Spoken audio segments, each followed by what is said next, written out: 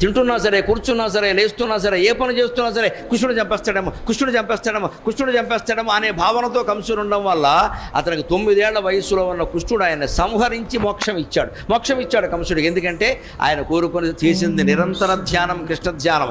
శత్రుభావంతోనైనా భగవంతుడిని ధ్యానిస్తే చాలు, ఏం పర్వాలేదు. తిట్టినా పర్వాలా, కొట్టినా పర్వాలా, ప్రేమించినా పర్వాలా, ఏం చేసినా ఆయన్నే.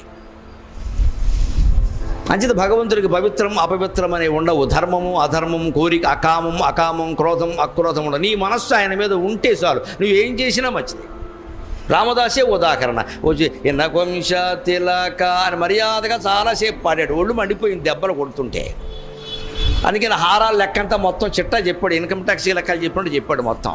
లక్ష్మణునకు జీయిస్తి పత్సాల పతకము, ఆ పతకమునకు బట్టి 10,000 వరాగాలు. సీతం